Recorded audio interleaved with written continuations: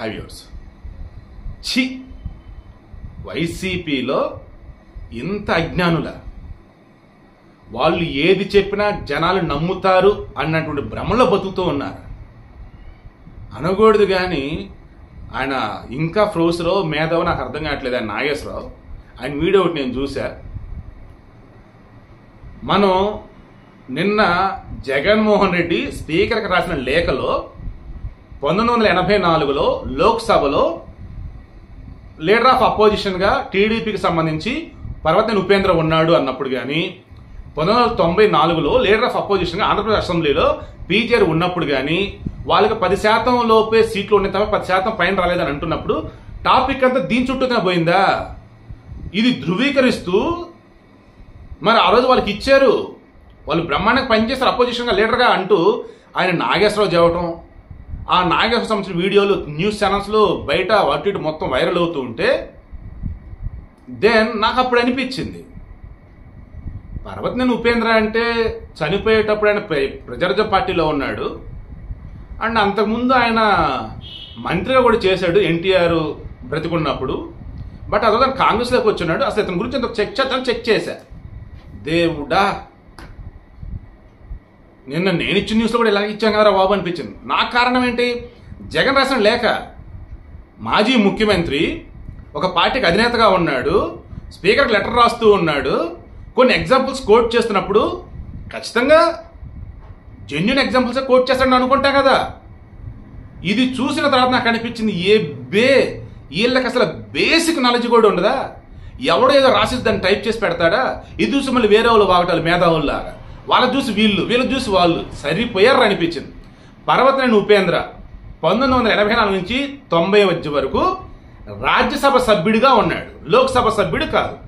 లోక్సభలో leader of అపోజిషన్గా ఎవరు లేరు. అప్పుడు టీడీపీ ఫ్లోర్ లీడర్గా మాధవరెడ్డి ఉన్నారు. మాధవరెడ్డి వచ్చేసి టీడీపీ నుంచి గెలిచిన 30 మంది సభ్యుల్లో ఒకడు. మాధవరెడ్డి ఆదిలాబాద్ నుంచి ఎంపీగా గెలుచున్నాడు. ఆనాడు ఉన్నటువంటి 543 మంది సభ్యులలో కాంగ్రెస్ వాళ్ళకి వచ్చేసి 440 404 వస్తే టీడీపీకి వచ్చేసి 30 స్థానాలు వచ్చాయి. టీడీపీ తర్వాత సిపిఎంకి 22 వచ్చాయి, బీజేపీకి 2 వచ్చాయి. ఇది 1984లో. దెన్ అసలు పర్వతనేని ఉపేంద్ర ఎక్కడ ఉన్నాడు సీన్లో? ఆయన అక్కడ రాజ్యసభలో ఉన్నాడు. రాజ్యసభ ఎంపీ వచ్చేసి లోక్సభలో ప్రతిపక్ష నేతగా అసలు ఎలా ఉంటాడు రా బాబు? అసలు ఇంత దారుణం ఏంట్రా? ఒక మాజీ ముఖ్యమంత్రి లెటర్ హెడ్ మీద ఒక స్పీకర్కి ఇస్తున్నప్పుడు బేసిక్ నాలెడ్జ్ ఉండదారా? మళ్ళీ ఇది చూసి నాగేశ్వరం లాంటి వాళ్ళు అదే నిజం అంటూ మళ్ళీ ఆయన స్టాంప్ వేయడాలు, ఆయన హడావుడి చేయటాలు, అది నిజం అని చెప్పేసి ఆయన మేధావి కదా అని చెప్పేసి మిగతా ఛాన్స్ ప్రచారం చేయటాలు. సాక్షిని, TV9ని, ఎన్టీవీని, 10 టీవీని, ఎంఎస్ఓలు మరి ఎందుకు ఆపేరేంటో నాకు తెలియదు కానీ దిక్కుమాలినతనంగా న్యూస్ క్రాస్ చెక్ చేసుకోకుండా ఓ మేధావి చెప్పాడంటూ పనికి మన న్యూస్ కనుక ఇస్తూ పోతే ఆ ఛానల్స్ మీరే చూడటం ఆపేయండి.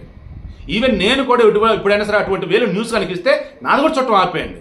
బట్ లేదులే అన్న, నువ్వు పొరపాటు పడి ఉంటావు, చూసుకొని నన్ను పెడతారా, చాలాసార్లు సంతోషం. అలా కామెంట్ పెట్టా సంతోషమే నాకు.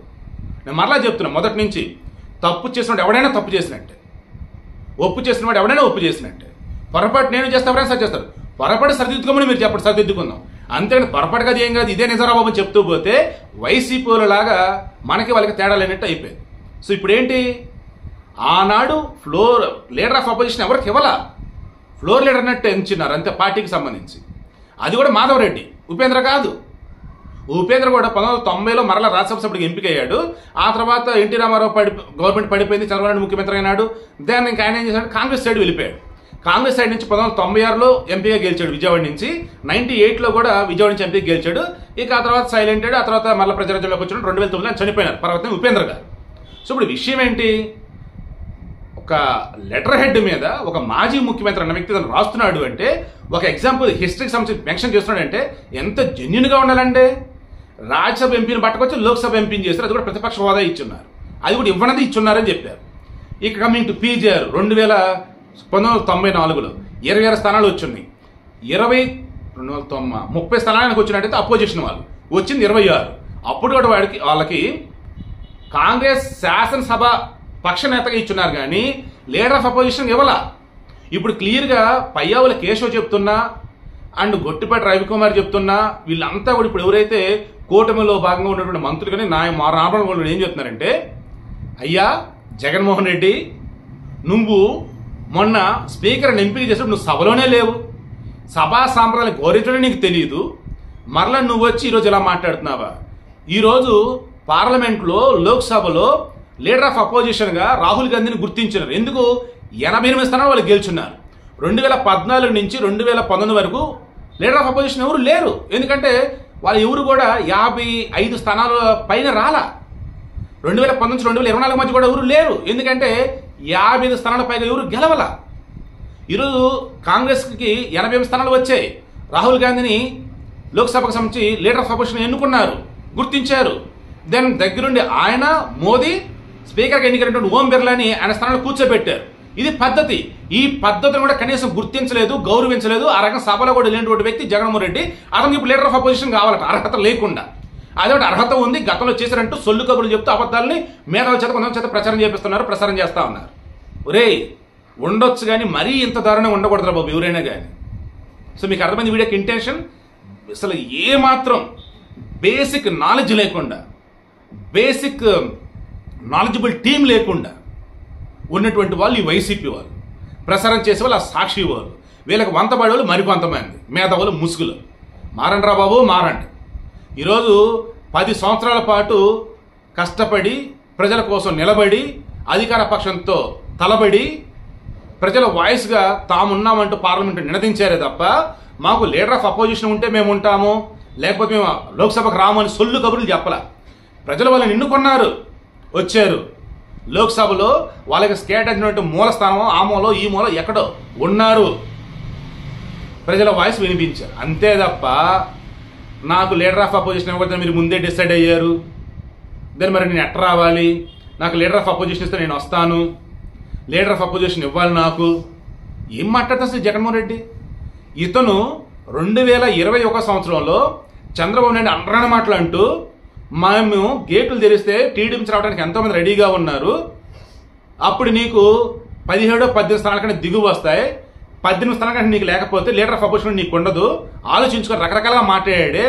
ఈరోజు అదే జగన్మోహన్ రెడ్డి 11 స్థానాలు వస్తే ఏం మాట్లాడుతున్నాడు అసలు? ఆయన అర్హత లేకుండా ఆయనకు పదవి ఇవ్వాలా? ఇలా ఉంటే రేపో మాపో 5 సంవత్సరాలు నేను ముఖ్యమంత్రిగా ఉన్నాను, నేను ముఖ్యమంత్రిగా లేనని చెప్పి బాధపడుతున్నారు, చనిపోతున్నారు, వా చావులను ఆపాలంటే నాకు ముఖ్యమంత్రి ఇవ్వాల్సిందే, ఇవ్వండి నాకు అని అడుగుతాడేమో. నో డౌట్ రా బాబు, నాకు అనిపిస్తుంది ఈ జగన్మోహన్ రెడ్డి సీరియస్లీ ఒక ఆల్టర్నేటివ్ వరల్డ్లో బతుకుతూ ఉన్నాడు. తనకంటూ ఒక లోకాన్ని క్రియేట్ చేసుకున్నాడు. సైకలాజికల్ ఆ లోకంలో బతుకుతున్నది తప్ప రియల్గా ఉన్నటువంటి మనమంతా బతుకుతుంటే లోకంలో అయితే ఆయన లేడని నాకు అనిపిస్తుంది. అతను సైకిల్ చాలా తేడాగా ఉన్నాడు. దయచేసి అతను కౌన్సిలింగ్ ఇప్పించండి, ట్రీట్మెంట్ ఇప్పించండి. అండ్ అన్నింటిగా మించి ఇక నుంచి అయినా ఒక లెటర్ హెడ్ మీద ఏదైనా బయటకు ఇస్తున్నప్పుడు వాటి రోజు క్రాస్ చెక్ చేసుకుని ఆ డేటా అనేది ఇవ్వండి. ఇంత దారుణంగా అబ్బే కనీసం స్కూల్ పిల్లలైనా సరే చెక్ చేసుకుంటారు రా బాబు. ఇంత దారుణంగా ఎలా ఉన్నారంటే అర్థం కావట్లేదు. మళ్ళీ వీళ్ళ దాకా పార్టీ, మళ్ళీ వాళ్ళు గతంలో పరిపాలించున్నారు, మళ్ళీ వీళ్ళకంటూ ఫ్యాన్స్. దండోరయ్యా. మరీ ముఖ్యంగా ఇంకా వైసీపీని జగన్ వెనకేసుకొని వస్తూ సమాజంలో మేధావులుగా ముసు తొడుక్కొని భజన చేస్తున్నారే, వాళ్ళ ముఖాన థు అని ఉయ్యాలని ఉంది నాకైతే. మరి మీకేమనిపిస్తుంది కింద కామెంట్లో తెలియచేయండి.